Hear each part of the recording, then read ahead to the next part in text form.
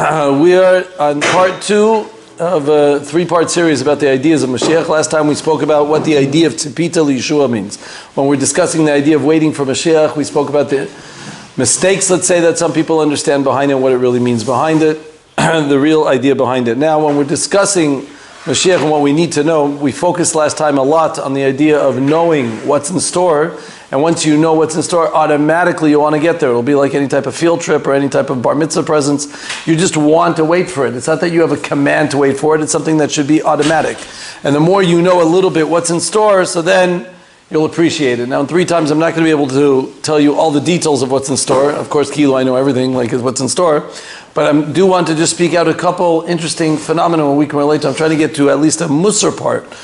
The Musar part of Mashiach, instead of the technical part of Mashiach. There's many machloketim in the Gemara about what happens with Mashiach. That's a little bit too technical for us. I don't want to go there. I want to get what we can do. And therefore today I am going to speak about, in the allotted time that we have, and this is a very big subject, is the idea of Mashiach Ben Yosef and Mashiach Ben David. This is a Gemara in Sukkah and Daf Nun Bet that discusses, as we know, it will be introduced by Mashiach Ben Yosef will be the first Mashiach. There is a discussion whether he will die or not die, whether he will survive or not. And then afterwards, he will pave the way for the great Mashiach Ben David. It will be paved the way for the great Mashiach Ben David. Okay, that's what he was. You guys understood what I meant, right? Anyway, so Mashiach Ben David will be the end of day. It will be the end of days. But Mashiach Ben Yosef needs to come first. And the obvious question that many in the Mefarshim asked is, why do we need Mashiach Ben Yosef? What's his role? What's his purpose? Why Ben Yosef? Why not Ben Yehuda? Like, what is the whole meaning of this idea of Mashiach Ben Yosef? Where does he come? So this is going to be a 3-pronged shir in understanding what the ideas behind Mashiach Ben Yosef is and Mashiach Ben David, getting an idea behind it, and from that, hopefully, like I said, I want to take a lesson that we can take from it also. I'll start with the more machshavti part, the more machshava part, the more esoteric part, if I could say that, esoteric, just more cognitive part behind it, and then we'll get to a little bit more the musari part. We start with a Vilna Gaon. The Vilna Gaon is in Sifra Ditzniusa. Also, the Vilna Gaon, in his Evan Shlema, he talks a lot about Mashiach. He has a whole chapter on the ideas of Mashiach. Obviously, he felt it's important to speak about the subject. Sifra Ditzniusa is one of the only Sfarim that the Vilna Gaon wrote. We have many, many Sfarim from the Vilna Gaon, but none of them he wrote. They were all written by his Talmidim who heard things from him because he didn't have time to write. And the second thing they say is his pen, his brain was faster than his pen. He thought so quickly, his pen couldn't catch up to his brain, and it just didn't function too well. He couldn't write. It was just he was such a genius that everything went too fast. So he only wrote on 2 Sfarim. Sifra Ditznius is on the Zohar. It's a very important piece on the Zohar. And the other part that he wrote on the Shulchan Aruch is what we have, our gift that we have from the Vilna Gaon is his writing on the whole entire 4 Chalakim of the Shulchan Aruch. That's what he has. And that's why it's all very, very hard to read the Vilna Gaon on the Shulchan Aruch. Because many times he writes Sham, V'Sham, and this, and Ayin Sham, and look at this, and like that. It's like, he just expects that you know Shas Baal Peh, so it's just, obviously, he's just telling you what to do. He starts like one word in the Gemara, and he says, look, like Sham. You're like, okay, right, of course. Right? It's very humorous. Anyway, so here's what he writes. The Gaon writes in Sifra Ditzniusa, and we'll start with the Ramchal. As we all know, the ideas that we spoke out in the Derech Hashem already spoke out.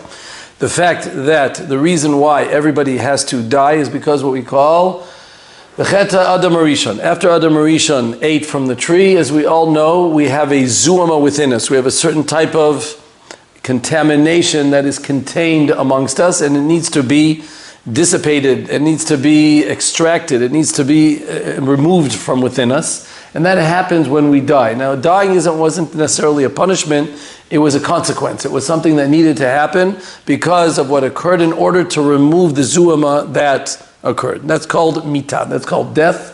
That's why every body decomposes, because it needs to decompose to get that kapara. In the meantime, the neshama is waiting upstairs. We spoke about this in the afterlife shurim.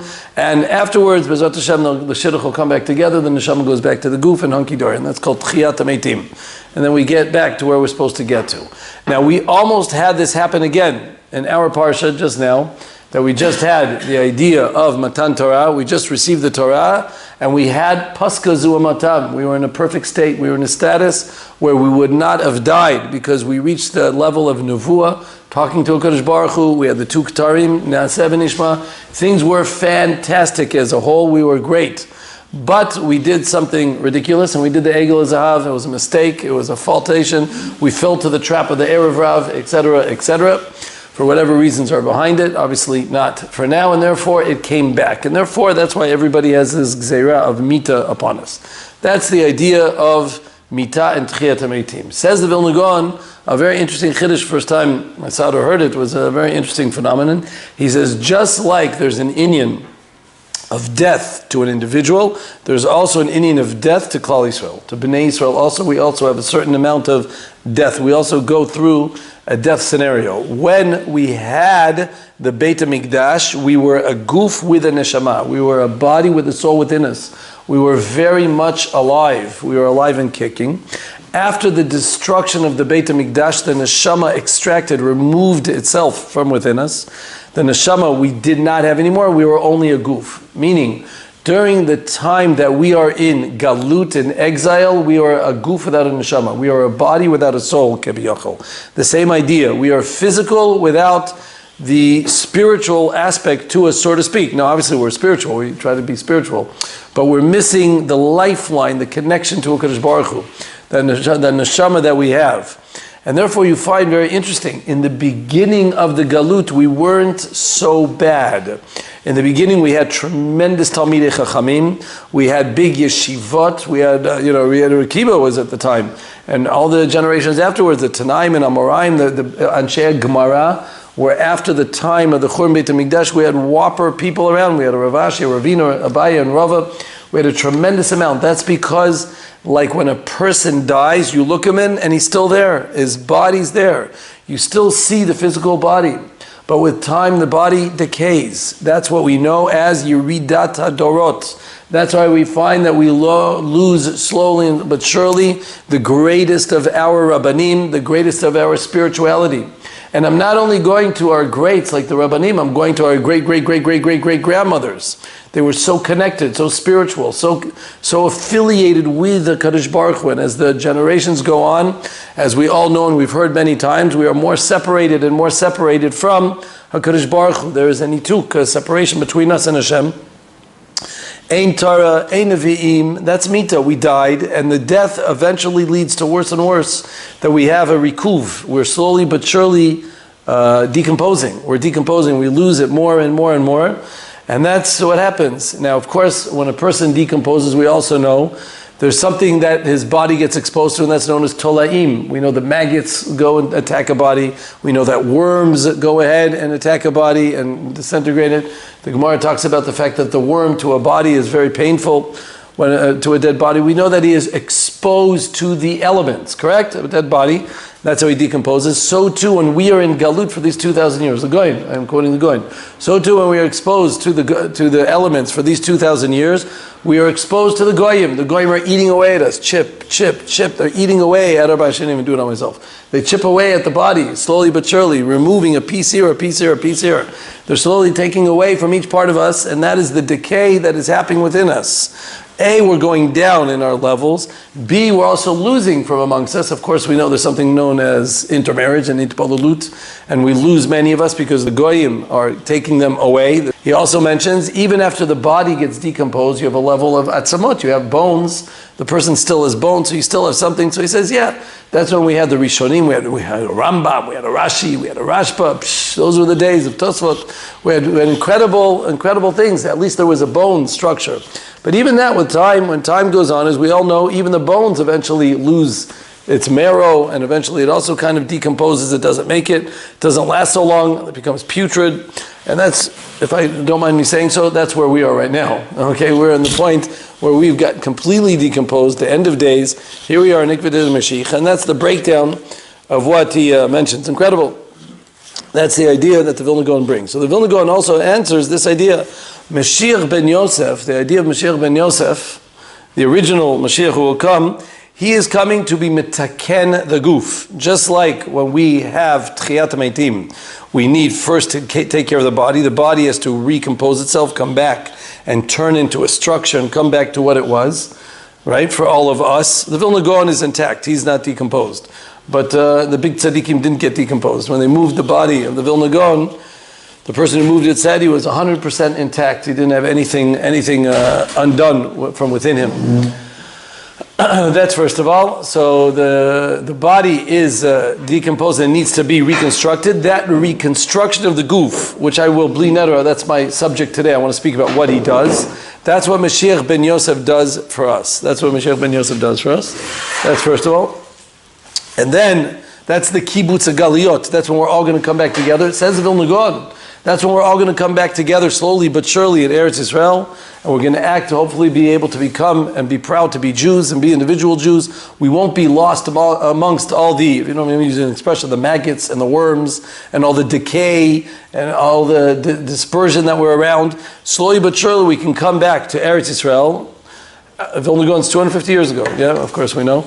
And he said we can all come back to Eretz Yisrael, and that will be the rebuilding of the goof. That will be the rebuilding part of the goof when we come back.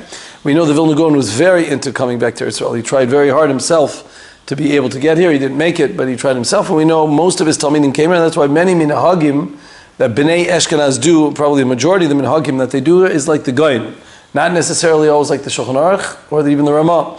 They do many things like the Gaon because they were the ones that build the foundation blocks in this country. Yes, before any Tzionut ideas were around. In the 1800s, we know the first Yishuv was definitely done by the Talmidim of the Gaon. Also the Baal Shem Tov and others. I'm just saying it came from Koilalim and places of Kedusha. Okay, don't make any mistakes. And after he paves the way to build the body, so then Mashiach Ben David will come and he'll build the neshama. He'll bring in the tikkun ruchani. He'll bring it in. He'll make the neshama part. And again, that's I want to explain what this means, how we get to it. But at least I want to give out the structure here. What are we doing here? So we do need two levels. We need Mashiach Ben David and Mashiach Ben Yosef first in order to reconstruct the body, just like when we have the resurrection of the dead. And then we need Mashiach Ben David to reconstruct the neshama, to bring the neshama and bring the shidduch back together. Okay, that's that. Now, I one time heard a beautiful pshat based on this, which I'll even say is maybe a little parenthetical, but it's really going to connect with a lot of what I want to say. I heard this from Zukatinsky one time. It's a very beautiful idea, and follow this. If you know, and this is an observation that I've mentioned before in my shiurim, that if you know, many times, if you look around in the world around us, very often, Baruch Hashem, nowadays in the Shoah, in the time of the Holocaust, they were lehashmid, larog, le'abed. There was no difference between Haman and Hitler. They both start with an H, and they both have the same funny mustache, as we all know. And they came completely to go ahead and destroy the Jews, as we know. But what's interesting in both phenomenons, there's a common denominator between both of them, is that Haman tried to destroy us, and as a result of him coming to destroy us, before that we were very comfortable in Persia. But even though we were so comfortable in Persia, when we were almost destroyed and we got saved, everybody was willing to jump ship and go with Ezra eventually to Eretz Yisrael. In the beginning, people didn't want to go with Ezra. They had a disinterest. We were very comfortable here. But there was no interest to leave. And then eventually, because of Haman's Gzeirat, he did us a tovah, he did us a favor, and we ended up going to Eretz Yisrael. That's A. But B, the same thing, and especially here, something we can relate to a little bit more, 80 years ago, we had a destruction of Europe, of a person who wanted to destroy all the Jews in Europe and get rid of all of us. Baruch Hashem, as we well understand, he did not succeed. But it's not just as when you go and take your Poland trips and everyone always speaks about the fact that we rebuilt ourselves and here we are, we all have our children, and you go ahead and Baruch Hashem, we're able to rebuild Klal Yisrael from the ashes of Europe, which is of course so true. But there's one more step which I don't know if all of them always mention, all these Torah people that go to Poland, and that is even more than that. Not only that, we are above what they had. You know, we actually have improved even more than what they have, so to speak. In other words, the amount of Torah that we have in this world is nothing compared to what they had in Europe. We are surrounded by yeshivas from here till tomorrow. Obviously in Eretz Yisrael, I don't have to tell you. You go to Lakewood, I don't have to tell you also. But all over, dressed all over America, we have programs in Koilalim and yeshivas from sea to shining sea. It's absolutely incredible the amount that we have there. That's A. B, the improvement in mitzvahs is absolutely incredible. And mitzvahs are available. You can do whatever you want in public, and you could daven publicly, officially on a plane. unless you're an LL, then they get mad at you. But all other planes are not upset at you. They let you go ahead and daven, and they have no complaints because that's you're Jewish. We respect your religion, and we have to go ahead and let you do it. People don't. You have no repercussions about wearing tefillin outside in an airport or in the middle of what's called in the middle of Manhattan. In one of the. What's the main place in Manhattan called? Times Square. In Times Square. You can go ahead in Times Square and go ahead and you see I'm from Los Angeles, right? Right? You can go ahead and in the middle of Times Square, you can go ahead and wear tefillin. And that's not, there's no bushat and everything like that. That's B. And C, even more than that, our mitzvahs, sort of speak, and you'll see to the end what I mean, are much better than their mitzvahs. What do I mean by that? I obviously don't mean that our mitzvahs are better than the Ben Ish Chai's. But what I mean to say is that the kind of tefillin, I assure you, I was one time by someone's house, a fairly wealthy person's house, and he invited me to the neighbor who knows me, who watches my shiurim. One time he invited me over to his house, and he told me not to tell anybody, but he took me into a corner. I was getting nervous, what's he going to do or something like that? And he opened a little box, and he showed me that he had the tefillin Rabbeinu Tam of the Ben Ish Chai. He had the two tefillins of Rabbeinu Tam of the Ben Ish Chai. He bought it in an auction. He didn't tell me the price, so that was a big curiosity, but he bought them in an auction for the tefillin of the tefillin Rabbeinu Tam of the Ben Ish Chai themselves. And you could kind of see inside of them what they were. First of all, I think they were dakas. They weren't gasus, which means not like the hard ones. And the parchments themselves, meaning the writing itself inside of that, if you don't mind me saying so, was not mashu mashu. I don't think anyone would buy those tefillin these days for, you would never buy it. It wasn't just because they were old. Even the writing back then obviously has no match for the writing that we have now. The type of clef that we have, of course, with our technology is incredible. The type of tefillin that we can do with our incredible machines and the manufacturing type of capabilities that we have to make the tefillin that we have with the perfect squares, no corners around it, even a bit back in the olden days, it was not like that. It wasn't, I'm not getting into this, but the Bir Allah has a whole question how rounded it's allowed to be, similar to the Mizbeach. I'm just saying, our tefillin are incredible. Back in the olden days, to be tovel in a mikvah, now every down the block, you can find a mikvah, this and that. Back then, they had to go ahead and break the ice and jump inside, to go inside the ice, right? To be able to make it, to be able to go ahead and be tovel if they were going to be able to do it. We have such capabilities of doing so many mitzvot with such galut, with such easiness. Every down the block is another shul, right? It's not even a question. Back in the olden days, there was the shtot, there was the shul. You always had the shul that you don't go to, beseder, but you always have that shul, and that's the shul that you go, and that's it. Everyone was that one shul. That's what it is. So here we have it. We live in a generation of incredible wealth and wealth of mitzvot. We seem to be way ahead of everything, but at the same time, we know that we're nowhere close to a Kadosh Baruch Hu as they used to. We have so much more trouble, let's say, learning, or our connection to learning a daf, or connection to, if I could say, our tefillot, are nowhere close to the level of the great-grandmothers. They were nowhere great to the Zaydis and to the Saftas and to the previous generations that we had. And it's strange, if we have all this incredible highlights and capabilities and mitzvot, and we're so far advanced and all these yeshivas and everything's so out there, and we have such freedom of speech and we can do whatever we want, so why are we so behind that we call Yerida Tador? Why is that? But that's this yesod. There's an idea that we have a goof, but we're still missing the neshama. Yes, Mashiach Ben Yosef is on his way. He's building up our goof, our physical body, meaning the body is being reconstructed. The scenario of who we are, what we are is there, and Baruch Hashem, the body is being reconstructed. We have even the mitzvot. But if I could say they're a little bit external, I'm including myself, don't think I'm giving anyone tochacha specifically, I'm giving definitely myself also. But it's a little bit external, it's a little bit chitzoni, and it hasn't reached in the pnimi part. It hasn't been internalized like we would expect. That's because Mashiach Ben Yosef has been doing the job. Right now we are in the stage of Mashiach Ben Yosef that is rebuilding everything, and is rebuilding the body. And like he said, maybe we're all coming back to Eretz Yisrael. Maybe I'm afraid people are going to think I'm too Zionist if I say that. But we're all coming back to Eretz Yisrael, and the body's being reconstructed. Everyone's coming back together, so to speak, and getting and ready, and we're paving the way. We're letting out the red carpet for Mashiach Ben David. And that's how eventually, boom, the neshama will kick in. When the neshama kicks in, we're going to be above Shibud Malchut. Everyone's going to bow down to us. Everyone's going to know the Jews are it. But it's a way that happens, and that's how this works. Why Yosef? Now, of course, it's obvious. Yosef, huwa mashbir. Yosef, he was the one that became king. He was the one that financed the whole entire world. He was the rich man on top. He was the treasurer of all the money. He was the one that knew how to take care of all the physical needs of everyone, especially us, his brothers, and their children. He was the one who for 70 years was a king and a very powerful king and was able to do what was needed to be done. Huwa mashbir, he was the one who was able. Now he's still dressed as a goy. He still looks like a king, and he still looks like a pharaoh, and he's still mixed into society, Yosef. You understand? Of course, Tzaddik Gomor, etc., as we all know.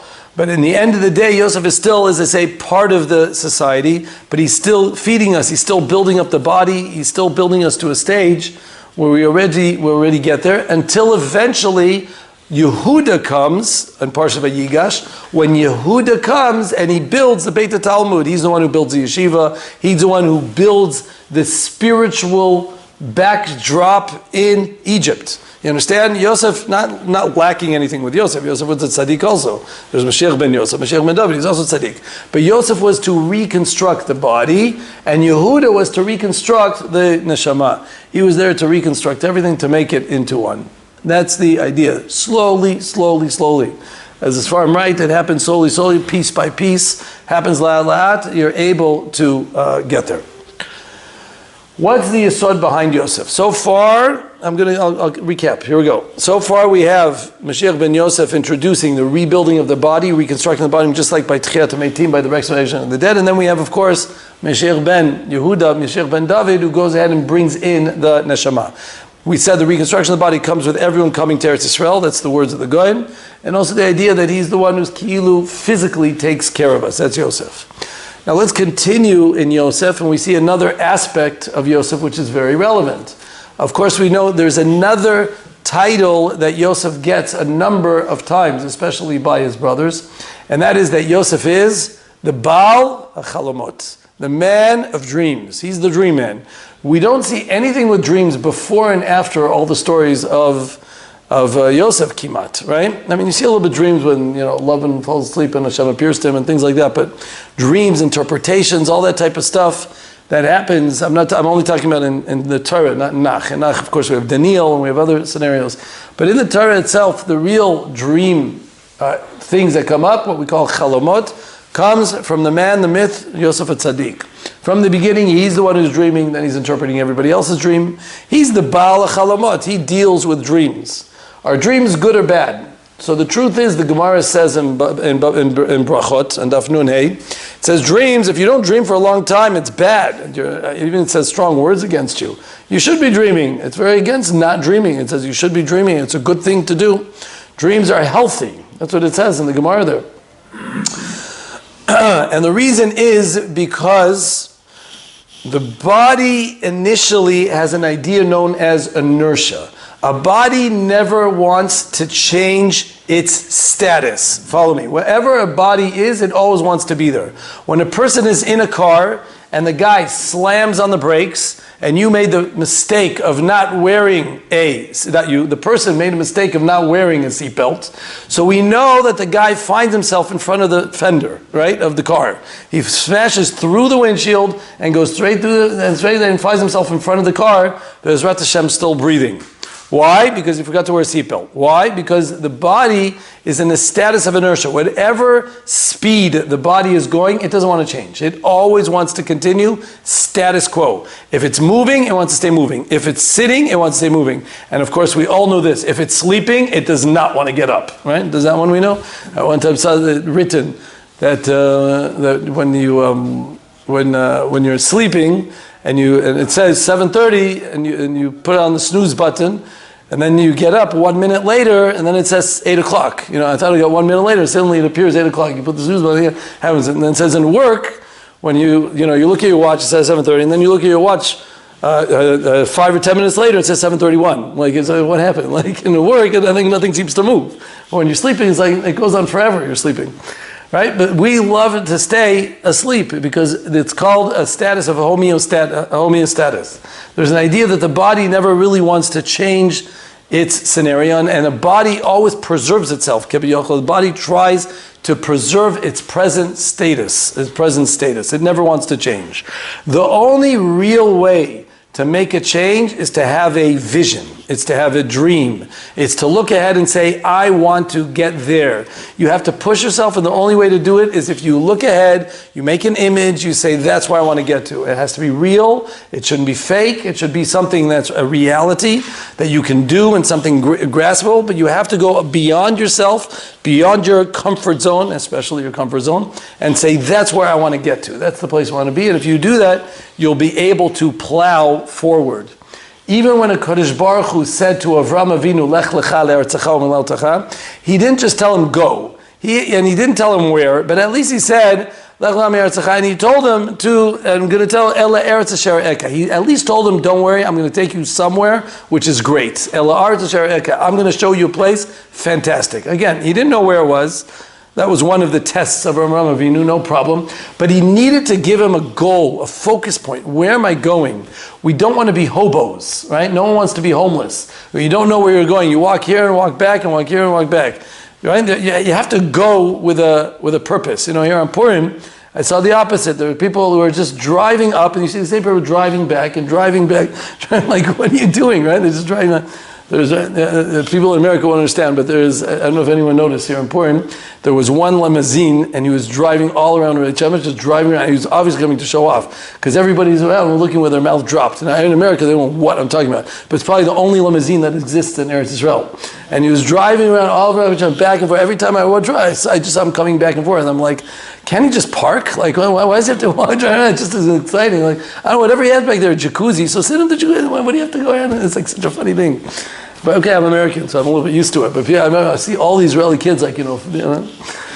Anyways, when you drive, you want to get to a place. You have to set a goal, and when you set that goal, you're going to get there. When you do that, you can break everything. I'm going to use an example. I said I would do. I don't know why I decided I'll just do this. I don't agree with the example, but it at least sets a toll. I don't say that this is something I believe in, okay? I have to set my place, but I do want to tell you that over here in Eretz Yisrael, when they plowed to be able to build a Medina, and they tried, and they did everything, and they really had to work very hard, to build the place, and with the wars, it wasn't so easy. The idea that they had was based on the idea of someone named Theodor Herzl, if you know. Someone who didn't know Hebrew, he was, didn't know, but anyways, now that's why they name him Kebiach, and again, I'm saying, even though I don't agree with this name, they called him the Choseh. The Choseh, why was they called him the Choseh? Is the one who's the viewer, because he showed us the sight. Meaning he showed them the light at the end of the tunnel, so that way they were able to plow and make unusual wars. Now, why they won, Nisim Niflot, the Kodesh Baruch Hu helps, there's no question. That's why I said, don't think I'm Ches Shalom giving any credence to that concept at all, because he himself didn't end up really believing in Eretz Yisrael per se at all. He was happy with Uganda, and there are other stories which I'm not going to go into. That's not what I meant. I just meant to say that they needed that in order to be their amamano, in order to be able to make the push, in order to be able to get where they got to. You understand? I'm a big believer. I think that's really pshat. I always wanted to look into it. I think that's why they called the Chazon Ish. I really think so. What the hell they got the Chazon Ish because they want a Fouquet to take away from the idea of this person that they call the Choseh. They said, no, this is the Choseh. This person's the one, because he was the one who built Eretz Yisrael. The Chazon Ish Mamash built, all of Torah was built here by the Chazon Ish. He was here in the beginnings, and he was the Choseh Be'emet. He built all the Ruchnis in this world. Okay, I said on camera, people agree, don't agree, whatever you want. Anyways, so that's the Yisod. So why am I mentioning all this? Yosef is here to set the dream. He's here to get the picture. Before we want Mashiach Ben David to come, we need Mashiach Ben Yosef first for us to see the image in front of us, to be able to see where we're motivated. He's the one to give the motivation, give the power, give the koach to be able to get there. He's the Baal HaChalamot. He's the man of dreams. He's the one who shows the dream, says, I have to keep to this dream. Everything he did in all these parshiot was to be Mekayim his dreams. He wanted to make sure that they bowed down to him and do whatever was necessary, but that was the whole yesod of Yosef. Yosef was the idea of showing the future, being able to see this is where we're heading. Okay, and by doing that, he was able to get us to where we want to go. Okay, that is the power of a dreamer, but specifically a motivated speaker, one who can go ahead and pull you ahead, the man with a vision. Visionary. a visionary, a person with a visionary that's able to take us ahead.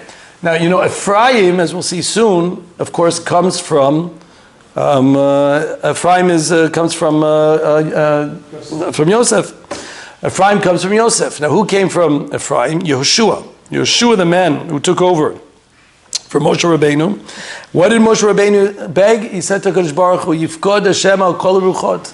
Please find someone who understands everyone, who's not just a leader like all these leaders that we're surrounded by, all these people that are into themselves and are just screaming to be able to get power and self-instigated power, and all they really give a hoot about is themselves and just want to get the next vote and just to be able to get a Nobel Peace Prize, and you're willing to sell to sell all of Eretz Yisrael and sell of everybody else and every other war in the world just to be able to get some type of kavod, as we all know this president is trying to do. It wasn't like that. I want someone who knows each and every person, who can relate to the people and will understand them, and from them he will be able to inspire them. He'll be able to lead them. And what does it say? Asher yelech lifnei him. He will walk in front of them. They will look at him and he will be their aspiration. Not that he walks behind them and pushes them in the back. Not that he's shoving them to do what needs to be done. Not that I have my needs and I'm making you do it. Right? I have my interests. If not, Zelensky, throw you out of the White House. You're not listening to me. I'm in charge here. I'm the one giving you money. You do what I say. Yeah, but it doesn't work with our country. I don't care about your stupid country. I care about my Nobel Peace Prize, right? That's really what the story is about. I don't really care about the Ukraine either. It doesn't make a difference to me. They were big killers of the Jews also. That's not my issue. Maybe Zelensky's Jewish, so maybe that goes together. But the fact is that you see the difference of our leaders and their leaders. It's such a massive shamayim v'aretz to be able to see that Yeshua was supposed to go. You don't go behind them, you go in front of them. I want them to see you and I want them to follow after you. How do you as a person, why would I follow him when you set an example, when you're a mensch, when you act like a person that shows that that's what I want to be also. You said a Amamanu, you go, oh, I want to be a Rav Chaim Kanievsky. I wish I could be a Rav Avad Yosef. Halvai I could be that. I'm not going to be that, but at least I could try to set my goals. That's Yosef, the Baal HaChalamot. He's the one that leads the way. He paves the way, he gives the interest. He makes us want to get there. Please, Hashem, let me get to be like that also. That's what Yeshua was about. That's why Yeshua was able to conquer all of Eretz Yisrael so beautifully. That's why he was a leader in Eretz Yisrael. Okay, so that so far is what we have. Yosef is the one who rebuilds the body. Yehuda, David is the one who brings the neshama. Yosef is the one who gives the inspiration, what we call the Yitrita Milatata. I spoke about in the Kabbalah Shem a little bit, that from the bottom up, that we have the inspiration from down here, and by doing that, eventually, we will be followed suit afterwards by the Yitrita Milaila, that Kadosh Baruch Hu will give us Siyata Dishmaya, that Mashiach Ben David will come. Hala, I'm going on to the next step. And now this all connects. It's not. I hope this doesn't sound to his spirit. If anyone doesn't follow me, please tell me. I keep chazering on purpose. So you see, each thing is mamish. It's like a puzzle that connects so beautifully together. Now we move on to the Michtam Eliyahu and Chelik Bet. It's also Rav Chaim Friedlander in his Mamarim. The same idea, different tzura, different formation. I think we can relate to this. Now, there's two aspects to every person. We all are made up of two aspects. We have a moach and a lev. We have a cognitive capabilities, our mind, our seichel, our decisions, and we have our lev, that's our heart, that's our emotions, that's our drive, that's our interests, that's our ritzonot, that's where we want to go. The best mashal I could think to such an idea, and I think it's a great mashal, is a car. A very simple mashal, but it makes sense. In every car, it doesn't work unless you have two very important things. You need to have A, a steering wheel, and B, a gas pedal. I realize that these days you don't need the steering wheel because you just turn, you don't need the gas pedal either, right? You just turn it on the lane and it automatically drives. It just goes on its own. It's able to drive by itself. Someone showed me, and that's what they, right? All the Teslas now, they're self-driving. They just go ahead, take left turns, everything. Does its own thing.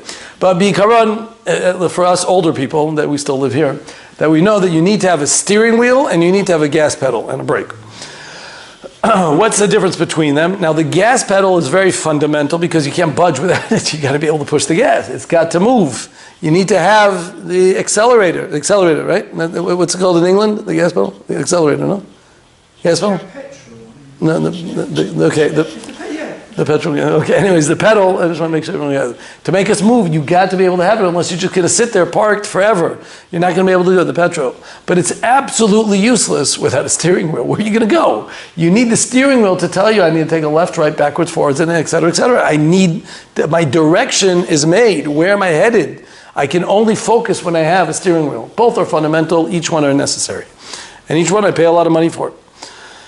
That's the moach and the lev. The lev is the steering, is the gas pedal. That's what gets us moving. That's our drive. That's our interest. If you don't have a lev, if you don't have a yetzer, it's a yetzer hara, yetzer tov, but it's a yetzer that keeps you moving, that keeps you interested, it gives you a desire, a ratzon. I want to move, I want to do it. And the mind is your steering wheel. That's what gets you to know to get where you have to go. Everyone steers the car where you want to go. Some people take it to every chet under the sun to be able to do everything wrong, and some people do it to everything right, and some people do it down the middle. Everybody can make their decision where they want to go. That's we have the power of the lev, and the power of the power of the lev is the energy, and the power of the steering wheel of the moach, of the cognitive capabilities, tells us where to go. So it says the Mechtam Eliyahu, Mashiach Ben Yosef, he's the lev. That's the energy. That's the zetz, which is exactly what we were speaking about before. That's the push. That's where he's going to be there to be pushing the gas pedal, to get us where we need to go. He's going to give us what we call the hitara route. He's the one who's going to give us the dreams. He's the catalyst. He's the one that's to be the manof, the one that strengthens us to be able to get there. But as we all know, every dream is temporary. It's ephemeral. It doesn't last forever. It has an expiration date. Every dream is beautiful, but it doesn't last forever. It's there with a certain tokif, with a certain amount of time. But that's okay, because as long as he's there to get to the next stage, to Mashiach Ben David, who's the steering wheel that'll lead you here, lead you here, you use that energy to get you where you want to get to, the tufel becomes tafel to the ikar that tells you where to go. If your head leads the way, you're in good shape. That's how our whole life is. Our whole life is that we know that we need to have a drive, but your head has to make the decisions. You start first from your mind, this is the emet, this is the truth, and I want to do it. I know it's not going to be comfortable, and that's it. And then you let your lev kick in and give you the drive, and let's get there, and we're going to go. But you got to make sure that your mind is in control, because if your mind is not in control, you're going to steer right over the mountain. You're going to end up flying over the mountain. You're not going to be able. Let me just finish the thought. You're not going to be able to. You're not going to be able to survive. That's why always we put the mind first, and then the lev, and then afterwards we activate.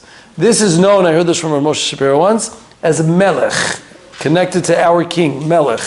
Melech is mem lamed chaf. What's that? Moach lev. Klayot. Moach is the head, lev is the heart, and klayot is always activity. That's the body that does the activity. The proper Jew, the one who knows what he's doing, thinks first, activates his body, and gets it going. He gets the lev to give him the drive, and then he goes out and does it. That's a king. That's one who's in charge of himself. That's a person who's sholet al atzmo. My drives are not going to tell me what to do. Yosef, there's no bigger king than Yosef. Vayima'in, the person who knew how to restrain himself. The person who was in charge of his body, and his body was not in charge of him. There's no bigger person than Yosef HaTzadik, who was able to accomplish this incredible feat to be able to do that, because his melech, he was a melech. He was a king, meaning not a melech wearing majestic robes. Malchut means that his mind is in control, and that leads his lev to be able to do what's the proper thing to do. Yehuda, he's also a melech. He's even, if I could say, so to speak, almost a bigger melech. Now, of course, Yosef restricted and he did an incredible task, but there's a different type of melech, of someone who's modeh al emet. Yehuda almost destroyed himself. When he finally was going to go ahead and see Tamar get thrown in the fire, he would. Most people maybe would have stayed quiet. He's the Gadol Ador. He's the future king. He's in good shape. You're going to admit guilt. Are you out of your mind? This is not worth it for you. You're not going to gain anything. Why are you admitting guilt? Besides the fact, just so you know, Yehuda was forced into it. Yehuda was pushed by Malach Gavriel to do the act that he did. He wasn't there. I'm innocent. I could think of 150 excuses why Yehuda should not have said anything. And still, Yehuda was willing to go ahead and admit himself. That's a king. That's a malchut. And that's when he got the kingship, by the way. That's when it was decided that, yes, you'll be the one who's going to be appointed as the king. Because he's the one who knows how to be modeh al emet, to agree what's in. Moach leiv klayot. First the moach decides, then the leiv gives the action, and then you're able to do the klayot. Where Moshe Shapiro was talking about, he was saying, we all know that Bilam wanted to curse us. And in a split second, he wanted to curse us. And Tosfot asks, how is he going to curse us? How could he curse us? In a split second. What could you say in a split second? So Tosfot says you could have said kalem, destroy them. Kalem, you can destroy them. That's what Tosot says. Says this is what Moshe says. He says, what is kalem? Chaf lamed mem hafuch. Go with the klayot. The body acts first, then the lave, and the moch is last. He's in the back. He's in the rear. Meaning, you want to destroy yourself. You want to make yourself in bad shape. You want to destroy your whole life. Go after your body. Go after the immediate moment. Go after the spur of the moment. Get excited by what you feel, and your mind will kind of rationalize. It's not so bad. Nistader im zeh. Hakol yisrael. What? Benot Moav, and that's what happened with Benot Moav. Exactly. The course worked. That's what you're saying. Beautiful, right? And that's why you end up going and chasing after, because you first go after the body, and then you rationalize it's not as bad as you really thought.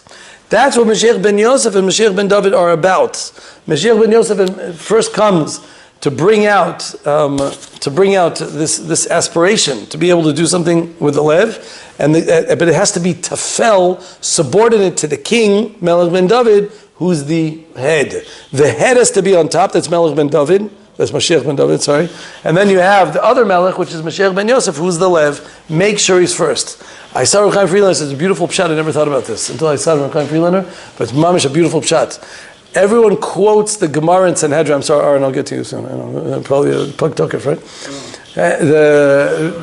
Everyone quotes the Gemara in Sanhedrin, which Kadosh Baruch Hu said to Yeravam ben Nevat. Now, Yeravam ben Nevat was from Ephraim. There were 10 Shvatim on one side, and there were 2 Shvatim on one side, correct? Yehuda and Binyamin on one side, I'll call them the good side, and the bad side was the other 10 Shvatim, who they were led by Rishaim. The kings were all Rishaim from Shevet Ephraim.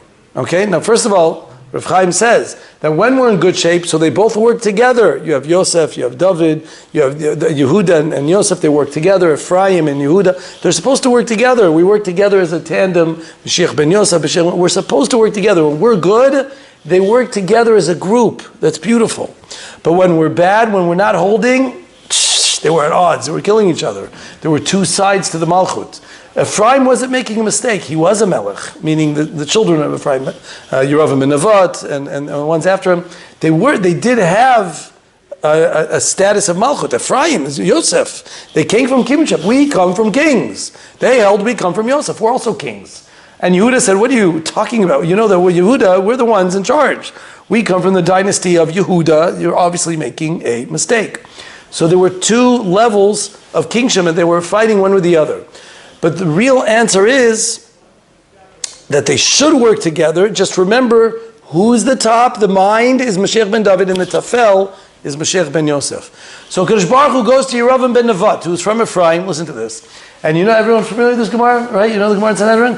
And he says to Yeravam ben Nevat, Chazor becha, do tshuva, ve'ani, ve'ata, ve'ben David, me, you, and Ben David will be metayel b'pardes. We're going to have a good time in Gan Eden. I'm letting you, Yeravam ben Nevat did bad stuff. The Gemara says. He put a golim in the base of Mikdash. Bad news, right? He did very bad things, and still Kadosh Baruch Hu b'choyde b'asma comes to Yeravam, who was a massive Talmud Chacham, by the way, very big Talmud Chacham, and he told him, look, the 3 of us will be metayel b'pardes, just be chazer becha. And the ever popular words of Yeravam ben Nevat, what did he ask? Mi Marosh. And everyone says, what a Paul Kaifa. Wow, what a Paul Kaifa. Who's first, me or David? Who's first, me or David? Unbelievable. Who's first, me or David? It's like one thing that you can imagine saying such a thing. One second. And of course, Kadosh Baruch Hu answers in Ben David, meaning David HaMelech comes first. He says, no, thank you. Have a nice day. I'm not interested. I'll take a rain check. Like, I mean, one of these, you can't even read the words. It's just incredible. Kadosh Baruch Hu offers, and he turned it down. That's why and it's almost hard. But this is the pshat. I saw Reb Chaim said, Pasha pshat. You know what he said to him? He said to him, Mi Barosh, am I Iker or am I Tafel? I understand we're both kings, but I don't like this Ma'arechet. Why is Ben David the mind and I'm the left? Why is he the Ikar and I have to be the subordinate one to him? I'm the one who has to be Kebiyachal, the one who introduced. I'm the red carpet for Ben David to come. Do it the other way around. What's the big deal? He'll be the red carpet for me. That's all. What's the big deal? Meaning, I understand we're both kings. We both are majestic. We're both important. But just, I want to be the Ikar and the Tafel. Why, Kadosh Baruch Hu, did you work it out that way? This Pasha Pshat Gemara. It's he said, Mi Barosh. I want to be the Ikar, not the Tafel, not the other way around. And he's saying, no, the real way it's supposed to work is Mashiach Ben Yosef first. He's the Tafel. And he introduces Mashiach Ben David that comes afterwards. It's a nice Pshat. No, it's Pasha Pshat. Anyway, so that's this idea. I know I'm over time, but can I just finish this thought? Because it's very, I don't want to pogea in the middle, if I could.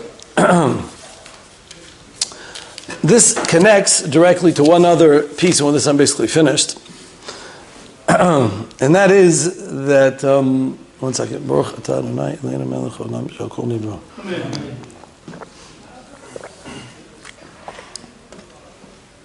And that is, what is the yesod of Mashiach Ben Yosef? He builds the body. He's the point of aspiration where we're leading to. And like we said, he's the one who has to lead and get us to a place of building the live, of being able to get the inspiration, of the wanting, of the regish. He's the gas pedal to get us moving, to be able to get to where we need to get to. Pseder? Now, how do we get there? Okay, when we want Mashiach to come, right? We want Mashiach now.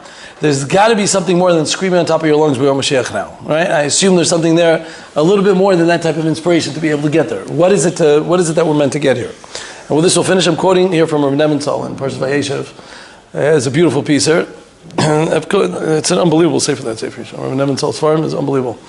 Anyways, but he says a little piece about Yosef, which a little bit I one time spoke about, but here I'm going to expand on it a little bit. And that is, as we all know, like I told you, Yosef hu mashbir. He's the one who physically built us up. He's the one who gave us aspirations to get to where we need to go. And he's the one who was a king. Why was he a king? Because look at this man. He was all the time at the name of Hashem on his lips. He was in the house of Potiphar, and he was always on the lips. The Midrash says, Vayar Donav ki Hashem ito. The Midrash says that Kadosh Baruch Hu gave him, Hashem's name was always with him. Even by Potiphar, it was Oived of Zara. We all know the Maisa that he did with Ashes Potiphar. He was willing to sell himself short and go to jail for 12 years in order to do what is correct. And even when he went ahead and he got to Paro, and he was going to interpret, now anybody else who got to Paro would say, look man, I'm about to get out of jail.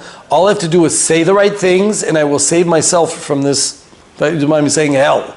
He was in a Gehenna, he was in a Hamas tunnel for 12 years, right? Basically, he can get himself out of here. All he has to do is say the right interpretations and he's good. And here he is the whole time saying that everything is biyad HaKadosh Baruch Hu, et Elokim, it's only from HaKadosh Baruch Hu. You're messing up, buddy. Don't say that. You're talking to Paro here. What are you doing? He's always saying all the interpretations are from HaKadosh Baruch Hu. It's not for me. First of all, you're ruining your whole game by saying this. You're showing that you don't really know what you're doing. That's first of all. And second of all, when you do that, you're kind of showing, that Paro, you're showing Paro that I really care about HaKadosh Baruch Hu. That's not such a thing.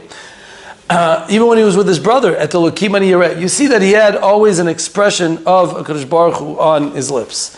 And this is the Yesod, and this is how we can get ourselves to the last stage. And this is what the idea of those who follow Mashiach Ben Yosef, what our job is to do in order to get to Mashiach Ben David. What's the building blocks, what's their aspiration, these chalamot that we're speaking about, the lev, the davsha, the gas pedal that we need to do in order to get there, is there is a very big problem that happened in Mitzrayim, and it is the sickness that is the cancerous sickness that has continued till our day and age.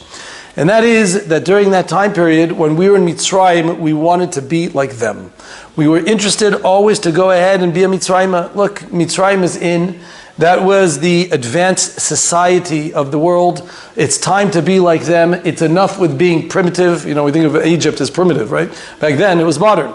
Right? And it says it was time to stop doing like the old Torah habits and time to make a little bit of changes. And therefore, many people wanted to go ahead and act similar to them. And as a result of that, of course, they hated us, they made us work, etc. Until we ended up doing the mitzvot, Pesach, Mezuzah, Matzah, they're putting the blood on. We had to do a bunch of mitzvot, and that's what got us out of Mitzrayim. Okay, now this is a very Pesach theme coming soon, by the way, but it's important to bring out this note on the Haggadah. In other words, Hashem natan et chen ha'am b'nei Mitzrayim. How did we get chen b'nei Mitzrayim? Why did they like us? Because we started doing mitzvot. We stopped. The more we try to imitate their ways, the more they get fed up with us and they throw us out. That's the theme that we learned from Mitzrayim, and that's what. That's the Amamanu of what Yosef was trying to lead. Before you come, please remember, what Yosef was doing everything to make sure that they stay separate. Go to Goshen. He said, I'll take care. He made everyone mixed up. He mixed up all the Mitzrayim so they wouldn't be in their houses. Just don't be like them. I don't want you to feel like you're different and then you're going to want to go ahead and be like them. Everyone's different. He did everything in his power. He was mean to the Mitzrayim. He was very obnoxious. You have to think about what he did to the Mitzrayim. It was very annoying. He took extra taxes and he took their houses and he took this and he made them move around. All this was just so that we don't mix up with the Goyim. That was the avodah of Mashiach Ben Yosef for Yosef. That was what he was trying to do. And this sickness continued from generation to generation. It only took a different image. It always looks like it's a different thing, but it's always the same thing with different images. In other words, as we all know, in Persia, we tried to become like the Persians during the 70 years. And that's why we got the exile until we decided it's time to leave. We all know the story with Hanukkah, with the Mityavanim, the same story again. With the Mityavanim, people were becoming like the Yavanim because they were just in. It was cool to be a Yavani. It was cool to be Greek. It's such a funny thing. It's such a good thing to learn about these things because if you put your mind where they were at that time, these teenagers would grow up and say, "Man, but why aren't you Greek like everybody else? You're just so, you're just so out of date, And nowadays, when you think about that, you're like, the only thing that exists is a Greek salad, Greeks, what are they made out of? You say, when you want to speak about, when you want to talk about someone, you say, you're speaking Greek, right? When you understand what they're talking about. Greeks are out, what do they wear? In a fraternity, they wear togas to be able to look like they're strange, right? Greeks don't exist. And it's such a funny thing because at the time, it was such an in thing and it was the zorem of the moment. But that's how it always is with every generation. There is a difference of a party of people who decide that I want to go ahead and be with the in and now. And they change like chameleons to every color that exists. But it's always the same yetzer. The idea of the rega of the moment, to appreciate what's happening at that minute.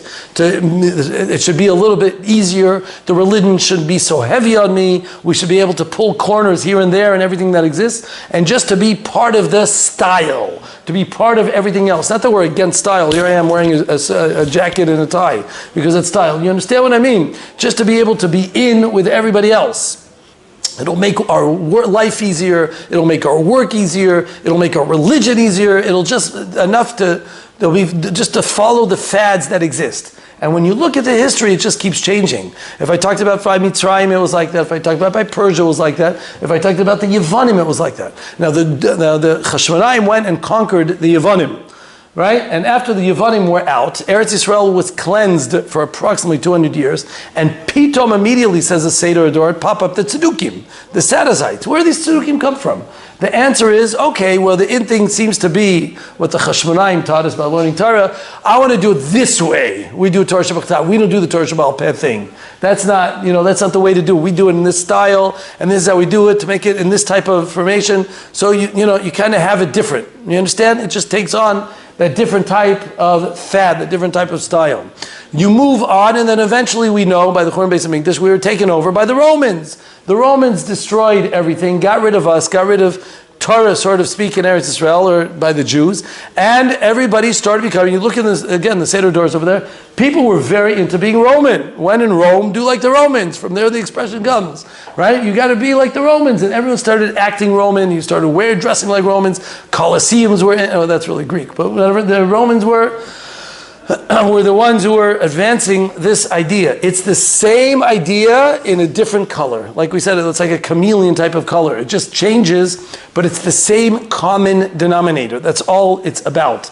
Everything changes from one to the next, and of course we well understand it advanced to our stage in our stage. When we talk about the Enlightenment movement, or specifically the Reform and the Conservative. Conservative is just a little bit more of a watered down Reform. The Conservative moved to becoming Reform. Reform became double Reform. They became worse now, right? But basically, what's the whole idea of Reform and Conservative? Exactly the same thing as this whole entire thing I just told you. It's the same entire thing. They just have a different picture. They color themselves different. Forget about originally, when they were in Germany, Berlin zu Yerushalayim. That's the words of the Meshech Chochmah. The Meshech Chochmah wrote in the 1910s, he wrote this piece. And he said, when they say Berlin Yerushalayim, they're going to end up getting it on the face. It's going to cause a Shoah, a havoc that's going to happen. I think he even uses the word Shoah, if I'm not mistaken. Again, I'm talking about the 1910s. that a Shoah is going to happen and take him out. He says it's always been like that in history. You try to become mamash German, you end up the Germans throw you out head first. Guess what? You'll never guess what happened over there. It happened.